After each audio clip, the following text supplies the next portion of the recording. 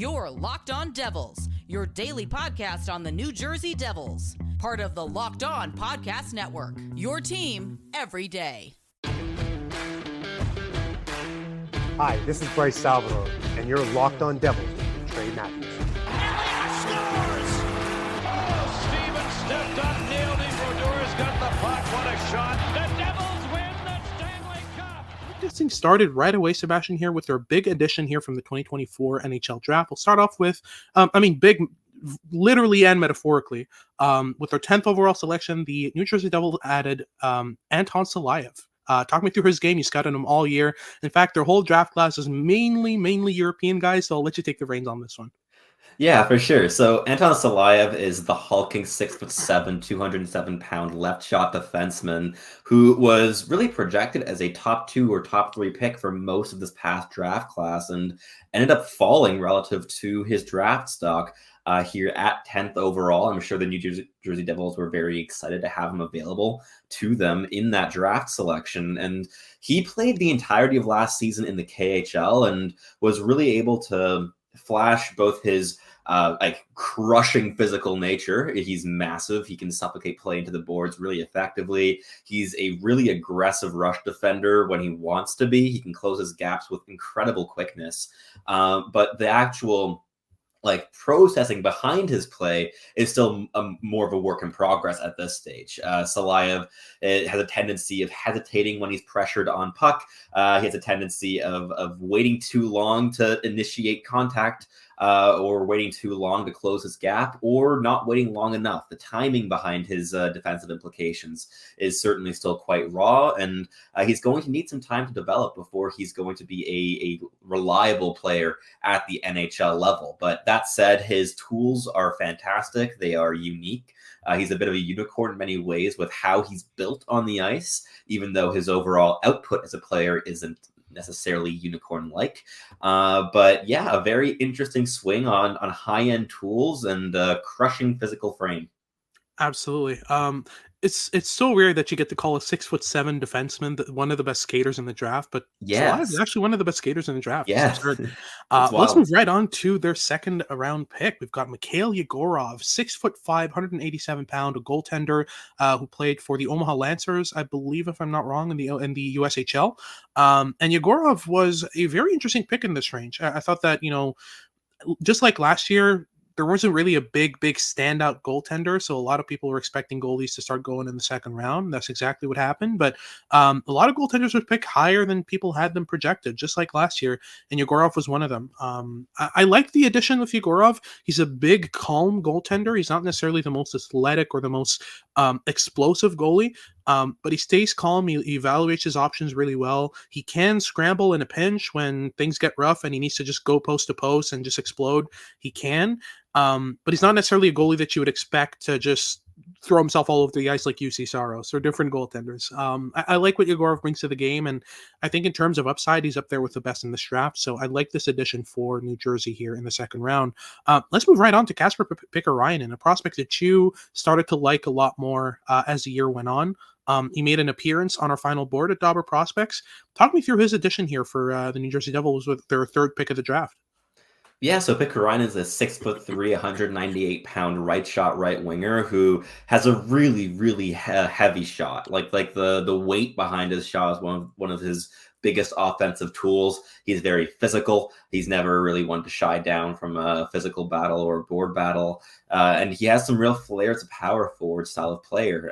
This past season, he was playing mainly at the U20 level in Finland, where he scored 12 goals and 28 points through 34 games. The actual goal totals don't quite resemble how dangerous of a shooter he is just yet, mainly because his goal scoring habits aren't overly refined, despite the presence of a really heavy release. But there's some big physical tools to work with here, whether that be that physicality or the heavy shot.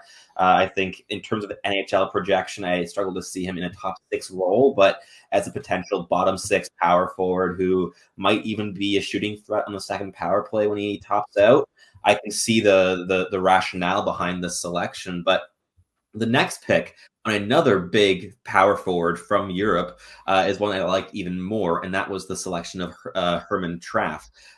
They're in the third round at 91st overall. He's also 6'3". He's even heavier at 216 pounds. He can play on either wing, and this is a player who is really quick, very intense. He's a fantastic forechecker. He's able to combine his physicality, his reach, and that intensity to just snuff space and time away from his opponents on the puck. He played 10 games at the SHL level this past season, where I thought he played a decent level of hockey, but wasn't a creator at that level of skill. But at the J20 level, he scored 13 goals and 21 points through 26 games. He's not an offensive dynamo by any stretch of the imagination, but a very versatile offensive piece who will also be able to round out his defensive game, in my opinion, because he has that level of intensity, the physicality, and the range that can be applied and projected into a checking role defensively as well. And I think that his chances of making a bottom six role are more optimistic than they are with Pikkarainen. Yeah, for sure. It's really interesting with Traff and Pikkarainen is that you have two additions there in the third round that kind of occupy the two different types of roles you can have as a big forward, right, in a lineup. With Pikkarainen, you've got more of the upside element of it. With Traff, you have a bit more of the grinder, kind of intense forechecker type of, puck winner type of forward. So I like those two additions, Kasper Pikkarainen and Herman Traff in the third round.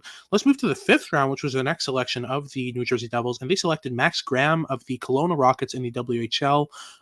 And I got a decent amount of viewings on Max Graham just by virtue of him playing on the same team as Tija Ginla. And with Max Graham, I didn't really see anything that stood out massively in terms of skill. He's decently intense. He's got a decent frame. I believe he's built at, 6'3", 203. He's able to drop the shoulder, go to the net. He's able to protect pucks along the boards and extend possession. I like the overall physical tools with Max Graham. I don't see him necessarily as a high-end skater, but he's good enough to get around. The main question for me is, where does he fit skill-wise? Because most NHLers, even in the bottom six, have at least one standout trait skill-wise, either passing or shooting or handling or net front presence, the ability to tip pucks in the back of the net, at least something to work with. I haven't seen that from Max Graham so far this season, but he's an interesting bet just based on his ability to just round out a lineup and play down your lineup and be just a physical presence down low. So a decent ad there. Then we have Viti Lohivara, a 6'4", 207-pound goaltender who was added in the fifth round, I believe. Yes, fifth round, 146 overall. So 7 selections after Max Graham. Talk me through his game, because I heard rumblings about him at the end of the year, but really nothing that stood out massively, right? Yeah, he's interesting. I mean, the actual results that he had on the ice weren't the strongest in the world. He was playing at the U20 level in Finland this past season, put up an 890 save percentage, went 13-6 in those games that he started. He got into one game at the Liga level where he came in as a backup goaltender and played a couple minutes on the ice there. But overall, what you're drafting here is the frame. He has a great frame as a goaltender at 6'4", 207, as you'd mentioned. But he also, he's a clean skater. He gets post to post really smoothly. He's athletic, and that combination of smooth movement, athleticism, big frame, and progression in his overall game on the ice, and becoming more composed and better at tracking the puck, for instance. It's a swing to take on a big goaltender, and of all the swings taken on big goaltenders in the mid to late rounds, this was one of the better ones, in my opinion. Yeah, for sure. And let's move on to the sixth round, the final selection of the New Jersey Devils. And the smallest player they selected at 6'1", 190 pounds, Matthias Milovsky out of the Bécamo Dracor in the QMJHL. And Milovsky grew on me a lot at the end of the year. I saw a lot more intelligence and details in his game that I hadn't seen before. He put up decent results on a really good team and played down their lineup mainly, just mainly because of how good their kind of top range of forwards were. They had Justin Poirier, they had Raoul Bollard, who were drafted ahead of him. They had a decent amount of players there who competed for better spots in the lineup than he did. But overall, I really liked the results, the ability to dictate play off his stick, and just a little hints of playmaking skill and intelligence that he showed. And at 6'1", 190, he can carry himself physically as well. So there's decent amounts to work with here. And I think that was probably, in terms of value for pick in the sixth round, I think Milovsky was a better selection than a lot of the selections they made ahead of him. just basically because I saw Malofsky as a contender for a top 100 spot, and drafting him at 171st. That's really decent value for me. I think that was a great selection by the Devils. But that wraps things up for the picks themselves. Let's give them a grade. We agreed upon a B- grade for this draft, mainly because outside of Anton Salayev, I don't see any major swings. I don't see any kind of home run selections or players that were drafted way above market value or where they were supposed to go, right? Would you agree with that? I would. I think there are some decent picks in this class, especially I think Mikhail Yegorov and Herman Traff would stand out as decent swings, and clearly like you like the Milovsky pick as well. But Salayev is the one player from this draft class that has like clear potential as a top of the lineup type of player. And even there, I think second pairing is a bit more linear in terms of a projection compared to first pairing. But the nice thing is that fits in with New Jersey's structure with Luke Hughes and Simon Nemec really occupying those future top pairing projected spots. Which I think will be quite helpful for Salayev's development and not taking on too big of a workload and being able to actually find his own best game rather than being forced into playing minutes that he's not equipped to. So I think as a whole, a B- grade is pretty indicative of there being upside in this class, but there also being a bit of a conservative approach on many of these selections in terms of just adding size that can play maybe at the end of the day a bottom of the lineup role in a fourth line or a third pairing, but mainly you're just trying to secure pieces that will compete for spots in training camp at some point, rather than trying to swing hard on the players that could push way up the lineup. But that wraps things up for our second segment. We'll get into our third here, where we talk about the 2024-25 projections and expectations that we have for the New Jersey Devils. But just before, a quick word from our sponsors at eBay Motors. Passion, drive, and patience. What brings home the winning trophy is also what keeps your ride or die alive. eBay Motors has everything that you need to maintain your vehicle and level it up to peak performance. From superchargers to roof racks to exhaust kits, LED headlights, and far more, whether you're into speed, power, or style, eBay Motors has got you covered. With over 122 million parts for your number one ride or die, you're always going to find exactly what it is that you are looking for. And with eBay Guaranteed Fit, which is available to U.S. customers only, your part is guaranteed to fit your ride every time or your money back. Because with eBay Motors, you're burning rubber, not cash. With all the parts you need at the prices you want, it's easy to turn your car into the MVP and bring home that win. Keep your ride or die alive at ebaymotors.com. Eligible items only. Exclusions apply. Alrighty, so let's close things off here with our final segment. We'll talk about our projections and expectations for the 2024-25 New Jersey Devils. And I think everything really starts off with their ability to step back into playoff contention. I think that's the expectation that fans have. I think that's the expectation that we have as well, especially with the growth of their elite young pieces. We're talking about the Hughes brothers and Simon Nemec. A lot rests on their shoulders in terms of stepping up and making a bit difference. But, I mean, they also have Timo Meier. They also have Nico Hischier. They also have Jesper Bratt. They've got a decent top six core to work around with. It's just about adding kind of adding more steps to their games for those young players. So yeah, if Luke Hughes can make himself the cornerstone of this New Jersey Devils blue line, make himself a top pair defenseman, step into an elite role and kind of take this team by the reins offensively, which I think he can. He's definitely got the skill level, the intelligence, the awareness to do it. He's a fantastic player. It's looking good for the Devils, but I also think Simon Nemec could take a step up as well this next season. He was really kind of sheltered this last year and was kind of testing out the waters. I think that this season is an opportunity for him to show what he's got at the next level, show how intelligent and how brilliant he is from the blue line, and how well he reads the game. I think the other step to this is a goaltending reinforcement, right? They added two key pieces in the offseason in net, and I think that's setting them up for good success moving forward, right? For sure. I mean, like the Jake Allen trade at the deadline already boosted their regular season results from that point onwards last season.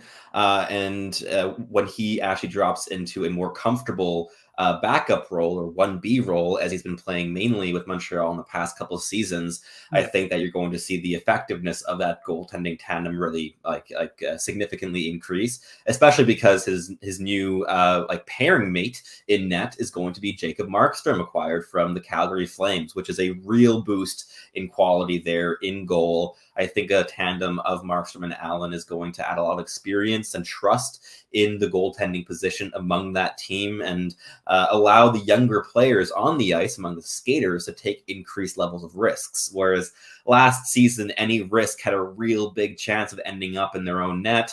At this stage, with more experience there in goal, I think that you're going to see young players really test their limits a little bit more and test what they're capable of skill-wise at the NHL level, because the risk of it ending up back in their own net is going to be significantly mitigated with this new influx of talent. And that's not even just true for the net itself, because there's also a real solidification of the defensive core here. Whereas, yes, of course, there's two young pieces on this defensive core, and they're going to have Dougie Hamilton back for a full healthy season, which is going to be a big difference from last year. They also went out and added Brett Pesce, a defensive specialist from Carolina, as well as Brendan Dillon from the Winnipeg Jets, both as free agents, on top of going out and picking up Jonathan Kovacevic from the Montreal Canadiens, a player who will be a very solidifying piece as a number 6 or number 7 defenseman in this core, to just bring a decent level of intelligence, size, and breakout ability to the game. And I think that with those additions and the existing talent on the blue line, there's a really strong spine that this team has this season that they lacked last year. So it's going to be a different look for the New Jersey Devils, and hopefully that's able to get them back into that playoff contention window. 100%. I think the main other thing that I really like about their offseason additions was the addition of Paul Cotter and Stefan Noesen to kind of fill out their bottom 6. Because like we said, they have a decent core of top forwards. I thought what they really missed was depth and proper depth. Placing Dawson Mercer in a role where he's taking a step back offensively in order to play more defensive minutes, I don't think is a good idea. I don't think that's maximizing what you've got in your pool. So that gives you the opportunity with Noesen and Cotter in your bottom 6, especially as a pair of centers, gives you the opportunity to give Dawson Mercer a chance in the tops on the second line. Playing with the likes of Heischer and Brad, or or Hughes, or that kind of group. It gives you a good opportunity to kind of place him in a better role. So off-season additions of bottom 6 players doesn't really look like much sometimes, but sometimes it's little stuff like that, like where you put certain players that had to take a step back, placing them back in a role where they can succeed. Things like that I think is key. And I think that, a lot of it rests on a healthy Dougie Hamilton as well. If Luke Hughes is your top power play quarterback at 21 years old, cool, great. But if you can have a more experienced veteran top power play presence than Dougie Hamilton on your blue line, amazing, even better. That leaves Luke Hughes as your second power play quarterback. How great is that? So it's stuff like that. I find it really interesting. In terms of point projections that we have for the young players, we singled out 3 young players that we think are probably going to take a little step up in production. First, Luke Hughes. Obviously, depending on where he ends up, he did play top power play minutes for the Devils, but he still put up, what was it, 40 points, 45 points last season? 47. We both think he's probably going to project to go around 55 points this upcoming season, especially if he's playing top pair minutes, top power play. But even if he's playing on a second power play and a second pair, he's got enough offensive skill, and he's grown a lot in the past year. So I think it's fair to say that we can expect a little step up in production up to 55 points ish. And that's an optimistic projection, right? Like that's best case scenario essentially. Speaking of which, Szymon Niemetz put up 19 points last year in 82 games. Where do you think he lands moving forward? Yeah, like our optimistic projection has him at 35 points, but the biggest factor here isn't even necessarily his own progression, but how many minutes he'll be even playing this season because of the sheer depth there on the blue line. Is he going to be restricted to a role as a number 5 defenseman and just be insulated further, or is he going to be able to solidify him on that second pairing? Maybe alongside of Brett Pesce, that could be an idea of 2 players that would complement each other. But I'm curious to see where he ends up in that lineup on opening night. But if he's able to play top 4 minutes this season, I mean, his power play opportunities are going to be pretty limited either way, unless you see another big whack of injuries on the blue line. But I think 35 points would be the optimistic projection here. Maybe 10 goals. He has a bomb of a shot that he hasn't been able to really show off at the NHL level just yet, but maybe he ends up potting a couple goals over the course of this season. Yeah, for sure. And that leaves us with Dawson Mercer, who we opted to include here. Even though he's an RFA, we're still waiting to see if he signs. I'm pretty sure he's going to sign. I think that the step up in production will come with where he ends up on the New Jersey Devils lineup. Like I said, if he's limited to a third line role, it's going to limit his opportunities a lot. But if he's playing second lines, second power play, that kind of situation, and Dawson Mercer certainly has the skill to do that. I think he can get back above 45 points. He scored close to 50, I believe, or above 50 2 years ago, and took a big step down in production, down to 35 points this past season. I think if he gets back above 45, that's a good season for him, and an opportunity for him to set himself up for his next contract really well. Which is why I think that his next contract, the contract that's coming, is probably going to be a bridge contract, because the Devils aren't going to be banking long term on a player who had a drop in production like that with a big contract, and I don't think Mercer wants that either. I think the best opportunity for Mercer is to sign a bridge deal, 2-3 year deal, show what he's got again in a better role, in a better situation with better teammates, and kind of get back to glory the next season after that. But alrighty, so let's move right on to our prospect pool outlook for the New Jersey Devils, and let's start with the forwards that they have. The main standouts for me are Arseny Gritsuk and Lenny Haminaho, and I wouldn't call either one of them a bona fide kind of top line talent or anything like that, but I think both of them have decent odds of ending up on a second line, and it's for completely different reasons. Arseny Gritsuk is really all about skill, all about dynamism, all about speed, energy, and all that good stuff. He's a really skillful winger who loves to bring the puck into in your face, basically, as a forward. Loves to skate right at defensemen, get them on their heels and shoot around them, pass through them, you name it, he's got it. Whereas Haminaho is a lot more of a cerebral, intelligent, intricate kind of forward who likes to use his brain to solve problems rather than his skill. With Haminaho, the main weakness has always been the lack of foot speed. But I think that overall he's got enough intelligence, enough awareness, enough defensive ability, and enough goal-scoring skill to be a decent kind of middle six forward for the New Jersey Devils. There's a couple other forwards we can talk about, some standouts, Chase Stillman, Kasper Pikkarainen, and Herman Traff, who we just talked about, Matthias Malofsky as well. They previously added guys like Cam Squires, Josh Schwillman, Samu Salminen, and Max Graham, who they just added as well. But that group, I think the main issue, and we'll talk about it more in the needs, is that these are a bunch of guys who will probably compete for kind of bottom of the lineup roles rather than being kind of high upside, high risk, high reward types of guys. That's my kind of main concern with the forward group. On the flip side, just to describe it quickly, we've graduated Luke Hughes and Simon Nemec, which brings down the quality of the decor, but there's still a lot to work with here, right?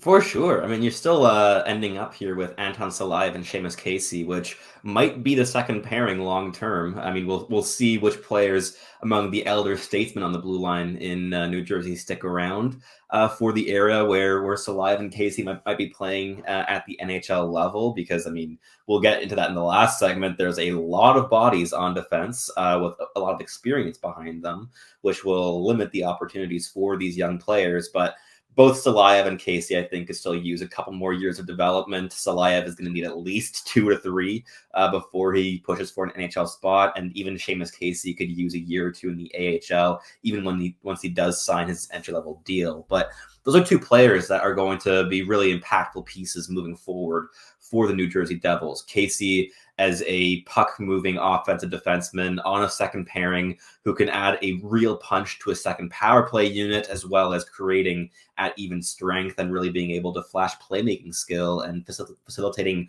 offensive creation from his forwards and taking some weight off of their shoulders in terms of needing to create on the ice. And as we mentioned in the last segment, Anton Salayev has real upside as a stopper, a rush defender, a shutdown defenseman. But the on-puck hesitation is an area that still needs some real like fine-tuning. But a lot to like with the raw physical tools with Salayev. But beyond him, you still have a couple other players in that defensive core, whether it be college guys like Charlie Leddy and Ethan Edwards. You have a couple bodies still there on that defensive core that could end up being bottom pairing guys. But the nice thing is there is no pressure for any player apart from the big four names on defense in Luke Hughes, Simon Nemec, Anton Salayev, and Seamus Casey to push for a top four role. Because when you combine those four prospects, or those four young players, with all the talent and skill and experience among the older defensemen that are already in the system there in New Jersey, you have about 1.5 to 2 full defensive cores worth of players. So the lack of depth in this defensive pool beyond those big names is not really a concern. Yeah, for sure. We'll move on to the goalies as well. There's a decent amount of goaltenders here. I'd say there's 3 main ones in the system that I think are decent odds of kind of being decent players. Obviously, Mikhail Yegorov, first and foremost, that they just added at 49th overall. We already talked about his composure, his calmness, his puck tracking ability, and the size that he brings in net. I think that's a decent combination of tools that he can work around, kind of build his game around, improve his technique, get a bit more panicky, which is a weird thing to say about goalies, but sometimes you do need to be a bit panicky. And I don't really see that in Yegorov's game almost at all. And you have Jakub Malik, who they added a couple drafts ago, who's been doing pretty well in Liga recently. 915 save percentage in Liga is not half bad, and it's looking fairly good for him. He's been looking like a decent addition. I liked his addition in his draft year when I was the New Jersey Devils team scout for Dauber prospects. He was one of the prospects that I went and looked at, asked for tape about, and kind of went into a deep dive on him. And I really liked his aggression, his composure, his ability to go post to post and make big saves at big moments, especially. So he's a goalie I'd keep a lookout on because he's been pretty interesting. And obviously Veeti Luhivara, who they just added in as kind of a late round swing, which is what I like to see with goalies. You never know what happens with them, so you might as well take a late round swing, see what happens with them. So I like those 3 guys in net long term for the New Jersey Devils. Let's talk about the needs, and I think the clear one stands out when we're talking about the forwards. I think they need to add more top 6 forward talent. I don't think they have anyone in their pool that really matches that. They tried to add that with Alex Holtz. It didn't work out. They just traded him in the offseason for Paul Cotter and a pick. But they need to go for another big swing, I think. Alex Holtz not working out should not discourage them from trying to find the next 35, 40, 45 goal scorer on their team. This shouldn't discourage them from trying to get another elite playmaker to kind of shoulder Jack Hughes and Jesper Bratt and those guys. They need more forward talent. I think that you can never have enough kind of top 6 forward talent in your prospect pool.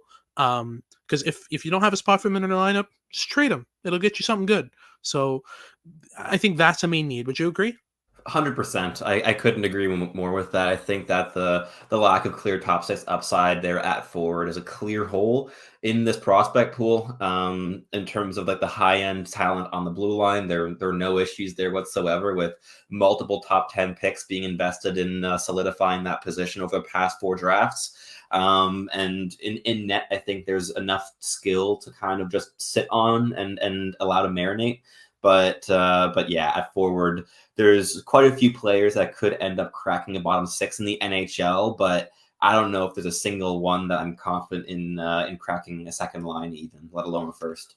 For sure. So in terms of a grade, we've got a C+ for them. I think that's on par with what we're seeing right now. Salayev and Casey bring that grade up a lot. The recent graduations of Luke Hughes and Simon Nemec bring that grade a lot down. Yes. But really, it's just a lack of overall upside outside of Salayev and Casey that makes this kind of this group of prospects, as it is right now, a bit difficult. But that's a good sign for teams. When you have big names graduating at key moments, your prospect pool is going to take a dip, and that certainly what's happened with New Jersey this past season.